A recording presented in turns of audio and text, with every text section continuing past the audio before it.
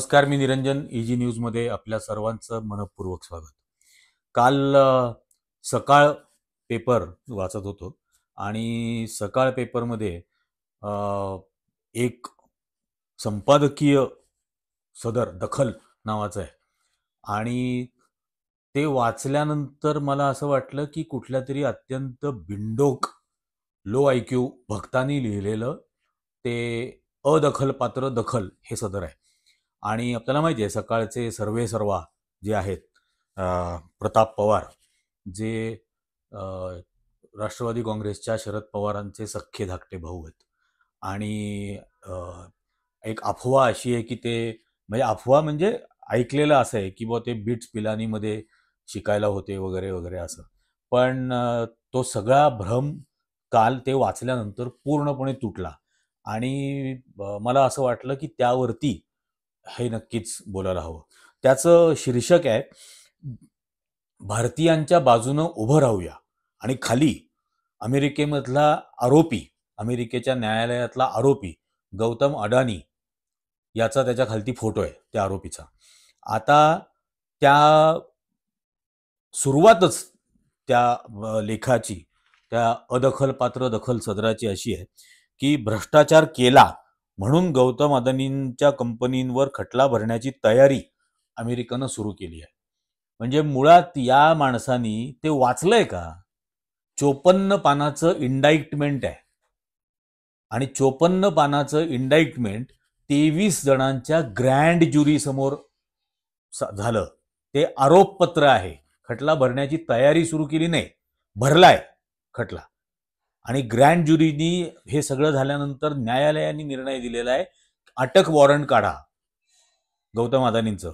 आणि भ्रष्टाचार केला म्हणून नाही, लाच दिली म्हणून. आणि त्याच्या पुढे त्यांनी पुन्हा असं म्हटलंय की त्यांच्या देशातला कायदा तसा असेलही, पण मला फार आश्चर्य वाटलं. तुम्हाला काय आश्चर्य वाटलं? भ्रष्टाचाराच्या विरोधामध्ये किंवा लाचखोरीच्या विरोधामध्ये कुठला तरी देश कारवाई करतो याचं तुम्हाला आश्चर्य वाटायचं काय कारण आहे? तिथं कायदा पाळला जातो, इथं नाही पाळला जात आहे. हे असं बिंडोक भक्तासारखं काय लिहिलंय?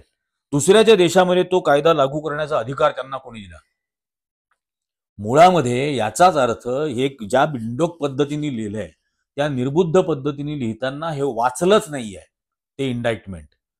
अमेरिकेमध्ये कायदा आहे की अमेरिकेतल्या नागरिकांकडून जर पैसा उभा केला तर त्या उभा केलेल्या पैशामधून दुसऱ्या देशांमध्ये किंवा अमेरिकेमध्ये लाच देता येणार नाही, भ्रष्ट मार्ग अवलंबता येणार नाहीत. आणि तसं प्रतिज्ञापत्र लिहून द्यावं लागतं. तर तो 144A नावाचे जे बॉन्ड्स अमेरिकेमध्ये काढले या आरोपी गौतम अडानींनी, त्यातून गोळा केलेले पैसे हे भारतामध्ये लाच देण्यासाठी वापरले अमेरिकन नागरिकांचे. आणि त्याच्यावरती त्यांना कारवाई करण्याचा अधिकार आहे. ही साधी गोष्ट आहे. दुसऱ्या देशात हे करायचा, भारतामधले पैसे भारतात वापरायचे होते ना. अमेरिकेमध्ये पैसे गोळा केले, अमेरिकन नागरिकांचे पैसे त्याच्यामध्ये आहेत आणि ते भारतामध्ये लाच देण्यासाठी वापरले किंवा आणखीन कुठल्या बेकायदेशीर गोष्टीसाठी वापरले तर त्या गुन्हेगाराविरुद्ध कारवाई करायची, हा अमेरिकेचा कायदा आहे. असं तुम्ही करा ना की भारतातले पैसे परदेशामध्ये कुठेतरी वापरले तर. भारताला कोणी अडवलंय भ्रष्टाचार रोखण्यापासून? ते त्यांच्या लोकांचं सुरक्षितता पाहतायत, त्यांच्या इथल्या गुंतवणूकदारांची सुरक्षितता ते पाहतायत.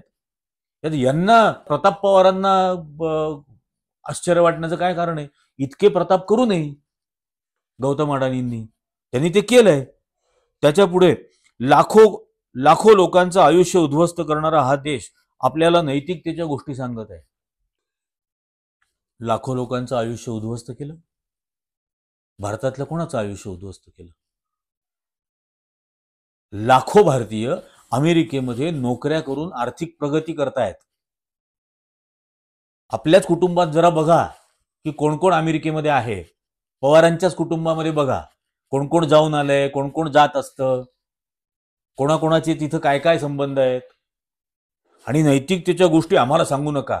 अहो, सकाळ वृत्त समूहाचे संस्थापक नानासाहेब पुरळेकर यांच्याकडून सकाळ वृत्त समूह कसा हस्तगत केला गेला होता, याच्या खूप सुरस आणि रम्य कहाण्या बाहेर आहेत. त्यानंतर लीलाताई परुळेकर 2016 साली वारल्या. त्या किती विपन्नावस्थेमध्ये गेल्या होत्या, कुठल्या स्थितीत त्यांचा मृत्यू झाला हे पण लोकांना माहिती आहे. नैतिकतेच्या गोष्टी कोणी करायच्या? इतके इतके नका म्हणजे याला काही अर्थच नाहीये या पद्धतीने बोलायला. अमेरिकेला शस्त्रास्त्र विकली गेली पाहिजेत म्हणून युक्रेनमध्ये युद्ध सुरू आहे. काही वर्षांनी तैवानमध्ये पण सुरू करतील वगैरे वगैरे. लिबियामध्ये काय केलं, इराकमध्ये काय केलं, तो त्यांचा फॉरेन पॉलिसीचा विषय आहे. त्यांचा फॉरेन पॉलिसीचा विषय आहे. भारत जगातला सर्वात इम्पोर्ट करणारा, सर्वात जास्त शस्त्र इम्पोर्ट करणारा देश आहे ना. कोणीतरी विकली पाहिजेत ना, तर भारत इम्पोर्ट करेल ना. ही गोष्ट खरी आहे की नाही याच्यातली? आत्ता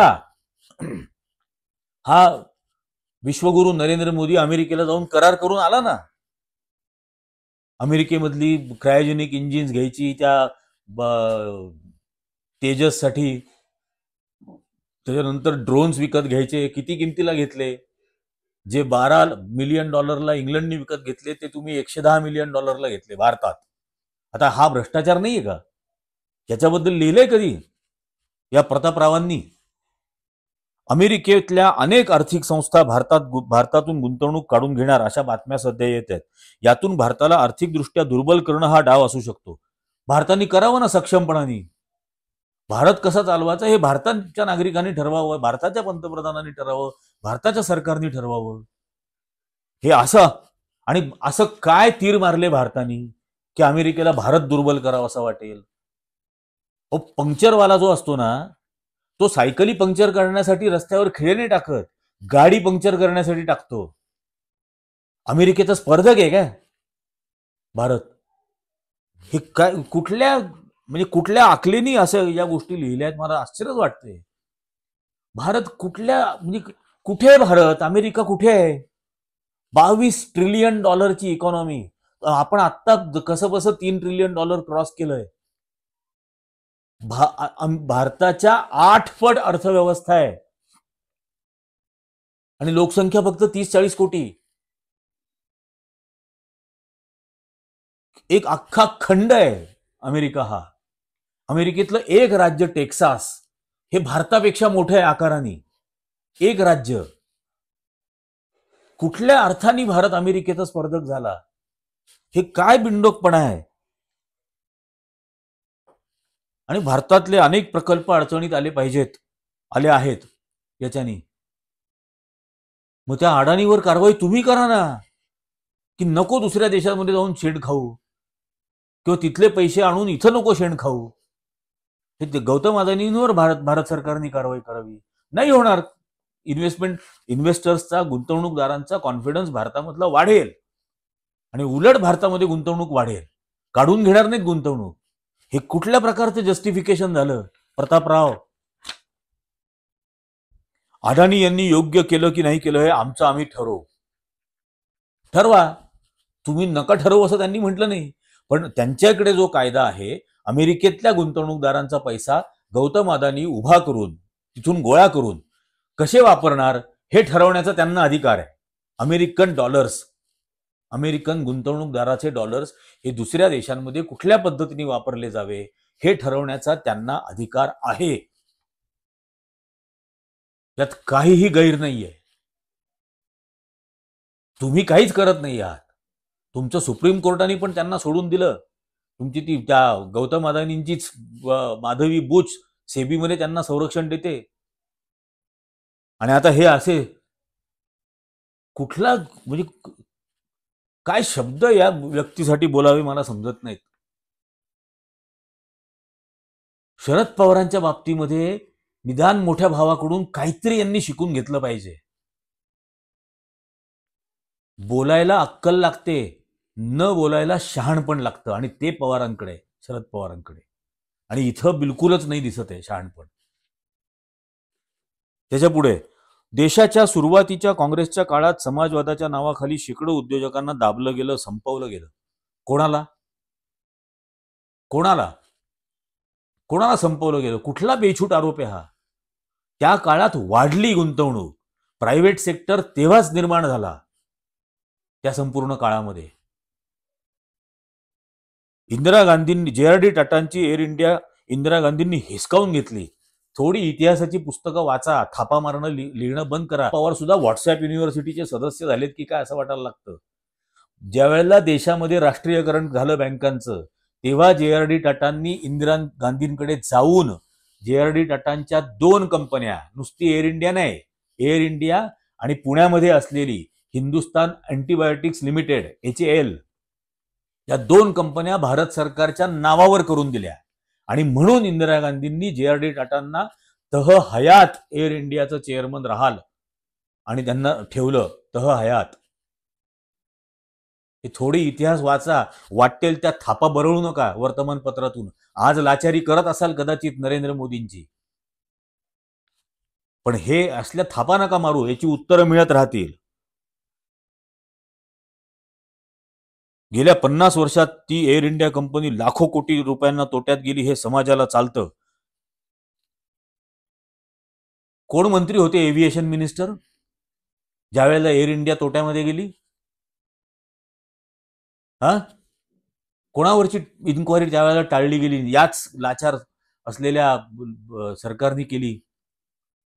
प्रफुल्ल पटेल, राष्ट्रवादी काँग्रेसचे मोठे नेते, शरद पवारांचा उजवा हात असलेले प्रफुल्ल पटेल एव्हिएशन मिनिस्टर असताना एअर इंडिया खड्ड्यात गेली. विचारा ना भावाला मोठ्या की का एअर इंडिया खड्ड्यात गेली, लाखो कोटी रुपयाला खड्ड्यात गेली. आणि हे समाजाला चालतं. मग त्याच्यावरती तुम्ही काय, सरकारांनी काही कारवाई केली नाही. आणि याच्यात समाजाला चालतं म्हणण्याचा काय अधिकार आहे? इक्बाल मिर्ची होता ना, दाऊद इब्राहिमचा सहकारी इक्बाल मिर्ची हा प्रफुल्ल पटेलांचा सहकारी होता, असे नरेंद्र मोदींनी आरोप केले होते. का नरेंद्र मोदींनी कारवाई केली नाही? का त्यांची फाईल क्लोज करून टाकली? का त्यांच्या जप्त केलेल्या प्रॉपर्टीज पुन्हा रिलीज केल्या? हे नरेंद्र मोदींना जाब विचारा. समाजाला चालतं की नाही हा विषय येत नाहीये. आणि समाजाला चालत असेल तर गौतम अदानी पण चालवून घ्यावा असं सुचवायचं आहे का तुम्हाला? आणि ते फक्त भारताने नाही, अमेरिकेतल्या समाजाने सुद्धा चालवून घ्यावं हे कोण सांगणार? त्याच्या पुढे पुन्हा आणखीन तारे तोडलेत. मला प्रामुख्यानं असं सांगायचं आहे की अमेरिकेनं आपल्याला शहाणपणा शिकवू नये. का? आपण जन्मजात शहाणे आहोत? भारतातली लोक जन्मजात शहाणी आहेत? का शिकवू नये? जर इथं गुन्हे घडत असतील, इथं चुका घडत असतील तर त्यांनी सांगू नये? त्यांचा पैसा वापरून जर होत असेल, अमेरिकेतल्या नागरिकांचा पैसा वापरून जर इथं गुन्हे घडत असतील तर त्यांनी सांगू नये? हे कुठून आला उन्मत्तपणा? अमेरिकेने आम्हाला शहाणपणा सुचवू नये? हे व्हॉट्सअप युनिव्हर्सिटीची वाक्य आहेत भक्ताळांची. अंधभक्त जे आहेत ना, अंधारावर प्रेम करणारे मठ्ठ बैल ज्यांना मी म्हणतो, लो IQ बुलडोझर्स RSSचे, त्यांची वाक्य आहेत ही. अमेरिकेने आम्हाला शिकवू नये शहाणपणा. आपल्या स्वार्थासाठी आपली शस्त्रास्त्र विकली जाण्यासाठी या देशाने नीतिमत्ताच्या गोष्टी करू नयेत. शस्त्रास्त्र हे एक मॅन्युफॅक्चरिंग इंडस्ट्री आहे. आता मॅन्युफॅक्चरिंग इंडस्ट्री जे मॅन्युफॅक्चर करते दुसऱ्याला विकण्याचा प्रयत्न करतेच, जसा तुम्ही सकाळ विकायचा प्रयत्न करता. आणि आता तुम्ही हे सगळी गौतम अदानींची बाजू घेऊन काय विकू पाहताय हे कळत नाही सामान्य नागरिकांना. दुसरी महत्वाची बाब, आपल्या देशात कोणत्याही अन्य देशानं ढवळाढवळ करण्याचं कारण नाही. तुमचा दिवटा तर अमेरिकेत जाऊन अबकी बार ट्रम्प सरकार म्हणत होता, नरेंद्र मोदी नावाचा. ती ढवळाढवळ नव्हती का तिथं होत असलेली? आणि आमच्या देशामध्ये इतर देशानं ढवळाढवळ करू नये. कुठं कुठं जाऊन केलेली आहे ढवळाढवळ. स्वतः पंतप्रधान सांगतो ऑस्ट्रेलियामध्ये जाऊन, बांगलादेशामध्ये जाऊन, श्रीलंकेत जाऊन की गौतम अदानींना टेंडर द्या. बांगलादेशाला द्यायला लावतो टेंडर वीज पुरवठ्याचं. श्रीलंकेचा मंत्री तर संसदेत बोलला की मोदींनी सांगितल्यामुळे गौतम अदानींना टेंडर दिलं. ऑस्ट्रेलियात काय झालं? तुम्ही नाही ढवळाढवळ करत आहात, तुमचे पंतप्रधानांना रोखा ना.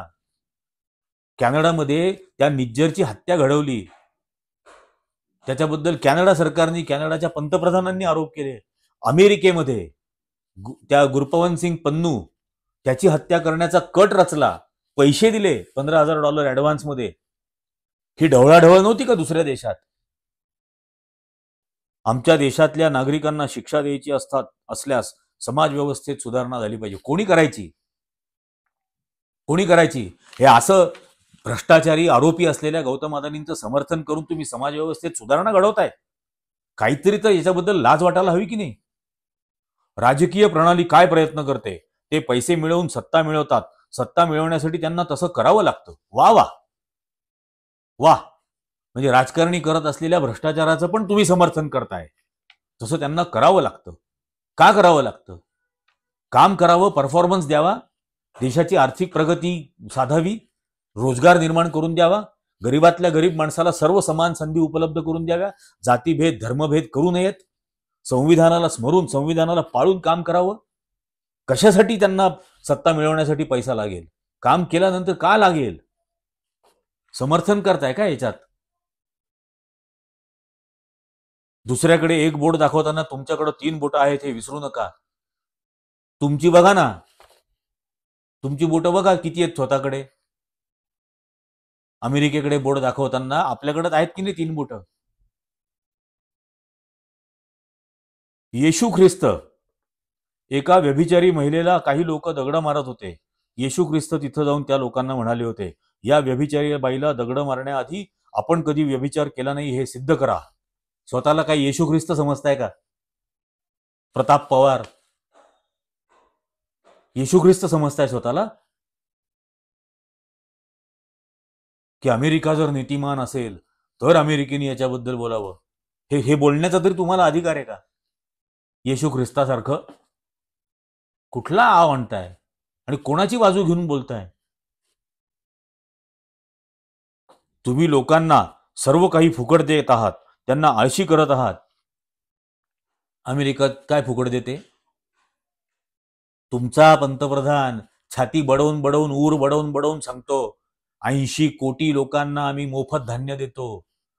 त्या ऊर बडव्याला सांगा की त्यांना रोजगार दे, मोफत धान्य देण्याची गरज येणार नाही.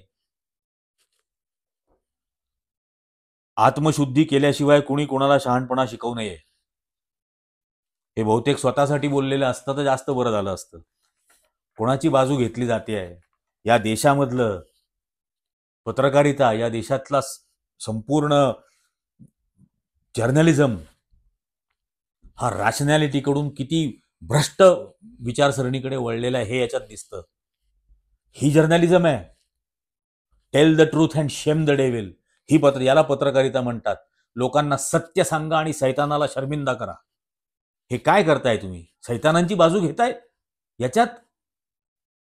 एक देश, त्याच्या आधी त्याचे रिपोर्ट्स आले होते, हिंडेनबर्गचे रिपोर्ट्स आले. उगाच केनिया सारख्या देशांनी कॉन्ट्रॅक्ट रद्द केली. उगाच श्रीलंका त्याच्यासाठी आता रद्द करण्याच्या मागे लागली आहे. बांगलादेश उगाच ते रद्द करण्याच्या मागे लागलाय. ऑस्ट्रेलियामध्ये उगाच निदर्शन होत आहेत या माणसाच्या विरोधात. काय आता याही 5 देशांमधल्या देशांनी आता शहाणपणा शिकवू नये असं म्हणायचंय? पुढचा लेख कदाचित तो असेल. हे असले उद्योग कृपा करून बंद करा. कृपा करून बंद करा. आपल्याच सख्या भावाची प्रतिमा तरी सांभाळण्याचा प्रयत्न करा. कमीत कमी हे जर झालं तर काहीतरी आशा ठेवता येईल. अर्थात सगळी भिस्त काय सकाळवर अशातला बाब नाही. मी जज लोयांच्या खुनाची बातमी केल्यानंतर याच सकाळ समूहाच्या साम टीव्हीवरती माझा शो होता. मला बोलावलं होतं गेस्ट म्हणून आणि लोयांच्या मृत्यूबद्दल तिथं शो केला गेला होता. संजय आवटे त्यावेळेला संपादक होते सामचे. एका रात्रीत संजय आवटेंची कशी बदली झाली, कुठल्या परदेशातून कोणी कोणी अभिजित पवारांना आणि इतरांना फोन केले, ही सगळी माहिती त्यावेळेला ते मला देत होते. माझ्याकडे आजही ते स्क्रीनशॉट आहेत. त्यामुळे आता हा नैतिकतेचा मुद्दा वगैरे कृपा करून करू नका. ही लोकांना सत्य सांगायचं आणि सैतानांना शर्मिंदा करायचं, हीच परंपरा पत्रकारितेची असायला हवी, असायलाच हवी. तर या देशातल्या गोरगरीब सामान्य नागरिकाला काहीतरी न्यायाची अपेक्षा करता येईल. अशी गुन्हेगारांची लाचारी आणि त्यांची तळी उचलून काही होणार नाही, हे लक्षात ठेवलं पाहिजे. इजी न्यूजच्या सगळ्या दर्शकांना अतिशय नम्र विनंती की इजी न्यूजचे व्हिडिओज जास्तीत जास्त जणांनी लाईक करा, जास्तीत जास्त जणांना त्याची लिंक शेअर करा आणि सबस्क्राईब करायला सुद्धा सांगा. सबस्क्राईब करण्याचा आग्रह धरा. आजच्या भागामध्ये इतकंच. धन्यवाद.